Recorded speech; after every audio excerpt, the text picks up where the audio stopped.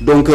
choix baa ngi noonu mais c'est un choix quand même qui pose des questions. C'est un choix boo xamante ni c'est à voir. Certainement il y a déjà des réactions mais il y aura d'autres réactions certainement par rapport à ce choix là. ci réaction boobu noonu.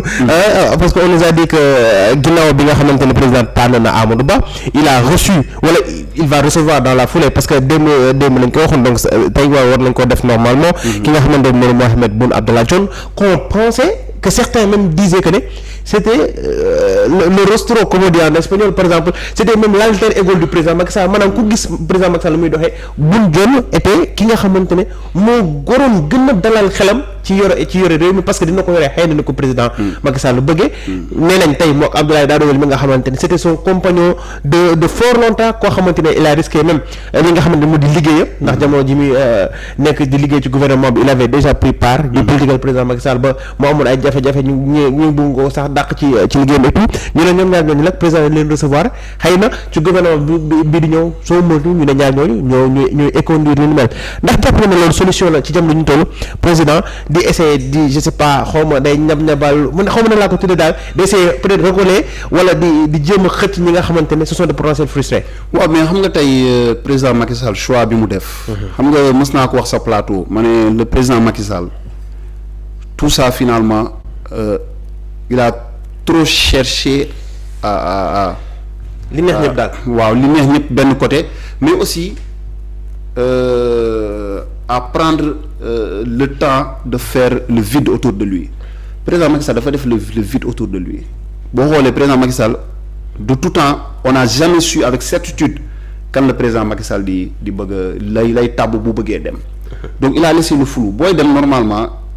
nga xam ne da ngay dem da ngay préparer relève nag mooy nga teel a yëglu nga teel a waajal sa waay nit ñi xam ko aujourd'hui le choix de Amadou Ba même su nekkee ni waa Benno nangu nañu mais les Sénégalais ils ont un problème avec Amadou Ba parce que problème mooy lan Amadou Ba foog mu dem dalal xelu Sénégalais yi est-ce que en un laps de temps bi fii ak février 2024 est-ce que Amadou Ba il a le temps comme l'avait dit Thérèse Faye elle avait dit président dara xejatu fi yow soo demul élection dara xeju fi maanaam on n'a pas le temps de préparer un autre candidat boo xamante ni il est capable d'aller gagner les élections loolu la ko waxoon quand il a reçu les 476 maires signataires d'une pétition bi nga xam ne ñoom ne président Macky Sall na ñëw doon candidat Benno donc ñoom ñëpp xam nañ ne le temps ne joue pas en leur faveur mais quelque part c'est que le président Macky Sall dafa jël temps am xool comme d'habitude comme j'ai dit Macky Sall c'est quelqu'un qui veut avoir toujours les cartes en main moom mooy diriger mooy xool le bon moment le moment qu'il pense être le bon pour def yenn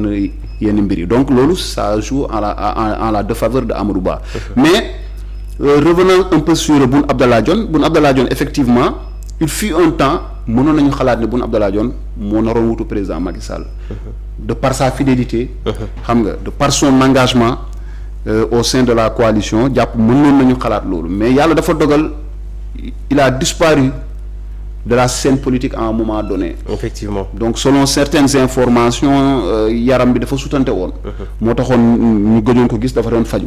donc la nature a horreur du vide comme la nature a horreur du vide bi mu demee am na ñeneen ñu positionné wu donc naturellement il a disparu des radars sénégalais yi xamuñu woon si lu mu nekk donc s'il revient effectivement il disait même il y avait un article que j'ai lu quelque part où il disait qu'il était n'est-ce pas le candidat idéal donc malheureusement bon le président Macky Sall ne l'a pas choisi réel politique dafa am aussi quelque part tey il fallait faire un choix et le choix n'a pas été du tout facile man loolu laa gëm diggante bi président Macky Sall toogee di xalaat boobu bële parce que il nous avait annoncé juste bi ñu ne du bokk ci élection 2024 yi il nous avait annoncé une date pour le choix du candidat de Benno donc je pense après ça il y a eu au moins 2 mois qui se sont écoulés pour que président Macky Sall mën a ñëw taxaw jàkkaarloo ak son parti et les Sénégalais de l'autre côté pour wax leen ni man Amadou Ba laa tànn de toute façon donc comme je disais c'est un choix qui est là mais qui va être commenté qui va certainement aussi créer des frustrés maintenant le président Macky Sall il va essayer parce que nee na moom ki mu tàbb dina la dimbale ba nga mën a gagner élection yi donc nee na du ne moom bàyyi na rek day dem toog il va mouiller le maillot effectivement s'investir voilà mouiller le maillot veut dire aussi récupérer tous ces frustrés là parce que frustrés yi aussi à un moment donné ils peuvent donner des consignes de vote ou bien ils peuvent décider de s'abstenir téye seen loxo bañ a def dara seetaan ba lii am peut-être le pouvoir sera perdu par par le régime en place donc yooyu aussi da koy bañ peut-être donc il est obligé de faire des combinaisons politiques mais le président Macky Sall aujourd'hui il fait plus peur quelqu'un qui s'en va dans 6 mois il fait plus peur xam nga avant mënoon nañu ne président Macky Sall il lui restait 1 an 2 ans 3 ans donc bu ko neexee voilà il te fait sauter d'un poste de ministre et autres. Maintenant on sait que c'est rien dans tous les cas s'il te fait sauter de ton poste de ministre voilà dans 6 mois lui il sera plus là donc il n'aura plus le pouvoir de signer des décrets mais attends mais on dit aussi que ne président gars yi ñu ngi naan mais président li nekk si bopp gars yi ne naan bëri na parce que quand on avait vu la réaction de Diouf Sarr mi nga xamante ne moom après les élections locales il avait même dit que am na ay leaders yu nekk biir Benno rawatina Dakar yi doon saborder sa campagne pour mu échouer te tout xel yëpp ci xalaat yëpp newoon nañ ci Amadou Ba d'ailleurs même bu ñu dajawaatoon ci permanence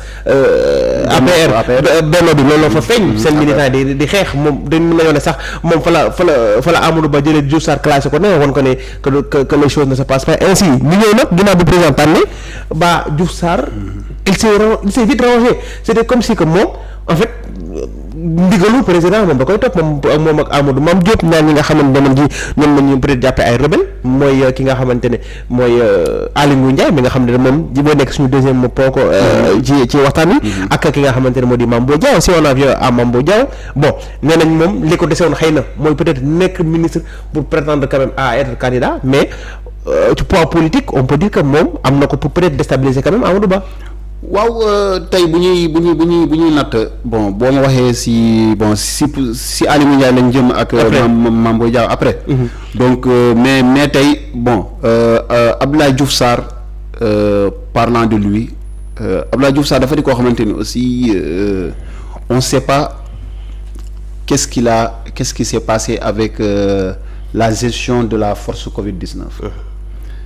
qu'on le veuille ou non il traîne des casseroles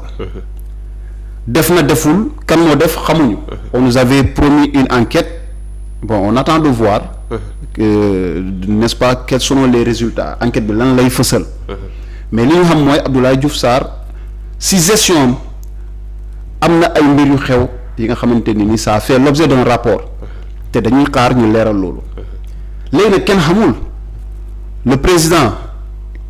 c'est l'homme le plus informé de ce pays-là donc il a les pleins pouvoirs donc comme on est dans un régime boo xamante ni le président il est très fort donc il a des moyens de persuasion maanaam bu ko neexee mën na wëñ ay loxo kenn xamul peut-être Diouf Sarr il a fait un choix lucide en se disant bon président tànn na d'accord naa donc moi je veux pas m'attirer la colère du président je me range peut-être aussi que waxtaan na ak président ba il a des garanties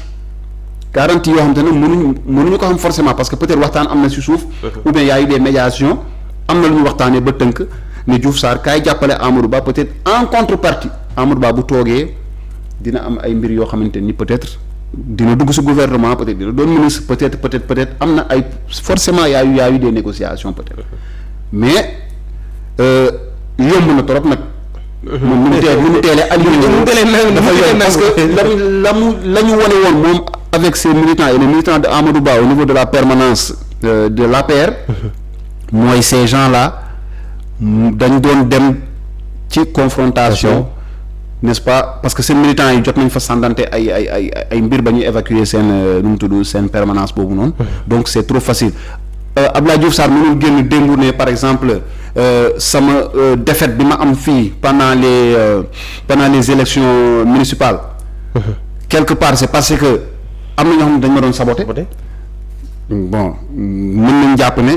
xel ñaaw na mën nañ jàpp ne peut-être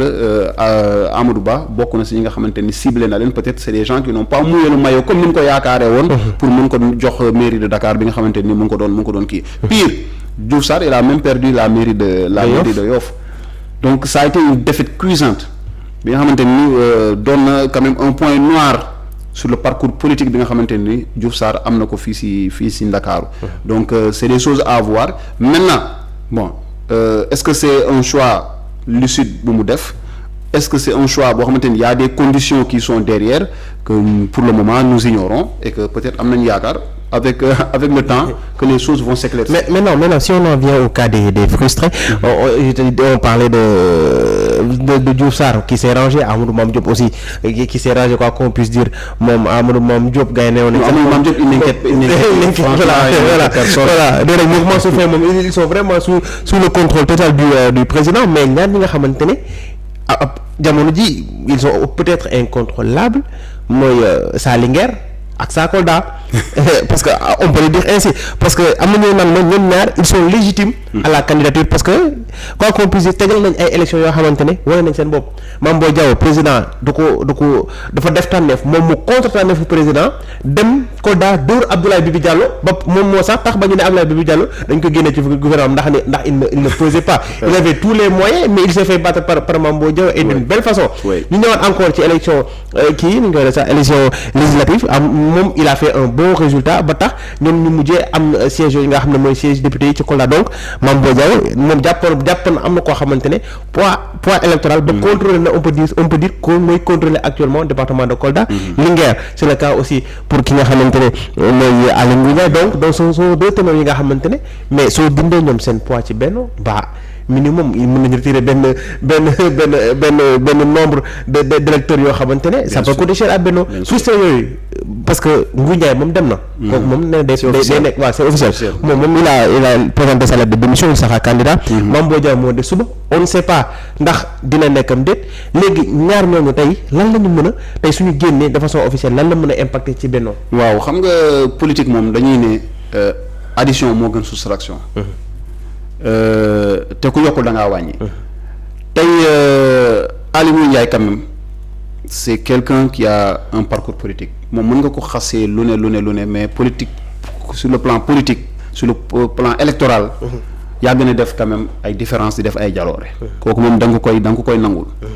Au-delà c'est un ancien bi nga xamante ni au niveau de Benno Bokk Yaakaar et au niveau de l'APR koo xamante ni il a eu à occuper quand même des postes aussi nominatifs yoo xamante ni président tàbb na ko. Il a occupé le poste de ministre de l'Intérieur déjà, donc c'est pas un poste négligeable. Wow. D'habitude boo xoolee bon comme j'ai dit parfois dafa am ay similitudes un tout petit peu avec le président Macky Sall moom il est passé par là donc dem na xool. mën nañu wax sax ne après ça muy organiser élection yi ba pare ci la ñu ne kii nii ci yoonu président lay dox donc on a vu ba ay jamono ci naan président ñëpp ñi nga xamante ne dañu ko bëgg a doon président daf leen a écarté moom ci la bokkoon Amadou Ba mais après gis nañ ñëwaat nañu mais bon xam nga moom bi président Macky Sall génnee ki nga xamante ni mooy Aly Ngouille Ndiaye du gouvernement. Il est resté longtemps silencieux xaw ma resté ko il y a même des gens qui se posent des questions waaw dañoo toog ne tekk di seetaan président moo toog ba yaakaar ni peut-être ñii il est temps ñu ñëwaat et puis c'est un politicien le président Macky Sall il sait à un moment donné tamit laisser du lest ba nga xamante ku nekk di nga mën a ñëw indi li nga war a indi pour seen coalition mën a am ndam donc il faut reconnaître une chose Aly Ngouille Ndiaye am na poids électoral te Linguère benn su fa demee bon su ko gagné forcément dina wàññi électorat Benno Bokk Yaakaar ñu dem au niveau de Kolda ki nga xamante ni mooy Mame Boye Diao il a fait des différences ànd na dem na jongante ak parti bi nga xamante ni mooy avec la coalition Benno Bokk Yaakaar au pouvoir dem élection dóor leen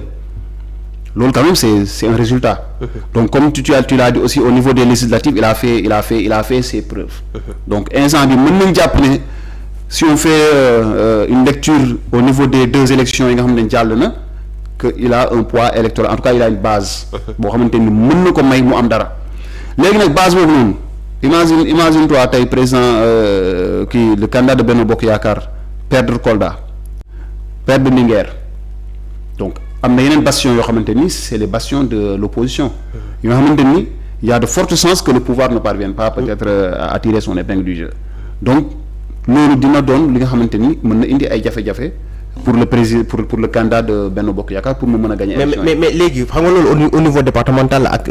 régional maintenant au niveau national qu'est-ce que Mame Boye Diao peut représenter parce que aussi moom on peut mettre quand même ça au conditionnel parce que ba léegi waxagul ne ndax day